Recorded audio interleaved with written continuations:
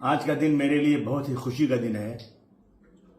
Mumbai serial train blast में जिनको गिरफ्तार किया गया था, मैं पहले दिन से कह रहा था कि ये गलत लोगों को गिरफ्तार किया गया है। बहुत दिनों तक इसमें कोई गिरफ्तारी नहीं हुई।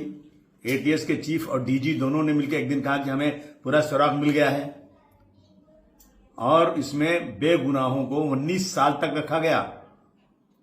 उसमें 5-6 लोगों को फांसी की सजा सुनाई गई। मुझे वो दिन भी याद है जब ये कहा गया था कि ये लोग इनके टेलीफोन का रिकॉर्ड लाओ तो सब क्लियर हो जाएगा, और टेलीफोन का रिकॉर्ड लाने के लिए भी पुलिस तैयार नहीं थी कि इसमें बहुत बड़ा खर्च है। इसके लिए हाईकोर्ट जाना पड़ा, हाईकोर्ट से ऑर्डर आया, तब जाकर टेलीफोन का रिकॉर्ड आया, और जब रिकॉर्ड आया तो इसमें से कोई शख्स भी ट्रेन के अगल बगल में नहीं था। जिस तरह से पुलिस का रवैया है आज मुसलमानों के साथ, मैं समझता हूं ये बहुत ही गलत है, देश को बांटने वाला है। देश में जो संविधान, उसकी धज्जियां उड़ाई जा रही हैं। जहां भी ब्लास्ट होता है बेकसूर मुसलमानों को जेल भेज दिया जाता है, और आज भी कितने मुसलमान बेकसूर पड़े 20-20 सालों से। इंसाफ खत्म हो चुका है देश में। मैं कहना चाहता हूं कि सरकार को तुरंत इसकी एक एसआईटी भी उठाना चाहिए, और ये लोग छूट गए हैं तो असल कौन है फिर? कोई ना कोई तो है जिसने ब्लास्ट किया है।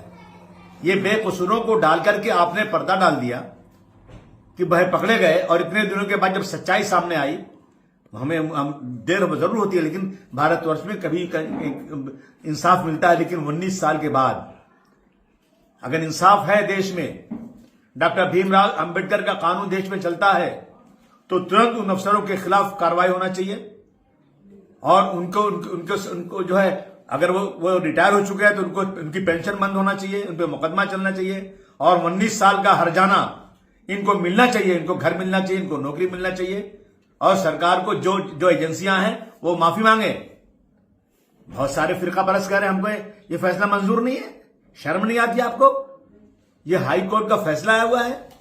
जब इनको फांसी की सजा हुई तो बहुत खुश हो रहे थे आप। जब सच्चाई सामने आ गई तो आपका दिल जो है सुनने को तैयार नहीं है। मैं समझता हूं कि ये आज जो है हमारे देश में जानबूझ करके मुसलमानों को बेकसूर फंसाया जा रहा है। बहुत ही गलत रवैया है। इस पर हमें सर जोड़कर बैठना चाहिए कि हमारे बच्चे बगैर किसी कसूर के जो सच्चाई के लिए आगे लड़ना चाहते हैं, देश की आजादी के लिए जिस कौम ने इतना बड़ा काम किया है, उस कौम के बच्चों को आज जबरदस्ती आतंकवाद बंद किया जा रहा है। मुझे बहुत ही अफसोस है आज कि मैं कुछ नेताओं का आपसे स्टेटमेंट सुन रहा हूं। ये कह रहे हैं बहुत दुर्भाग्य छूटना इनका, यानी बेकसूरों को फांसी मिल जाए तो आपको खुशी हो जाएगी। अगर असलियत है, कुछ कानून है, तो तुरंत इसको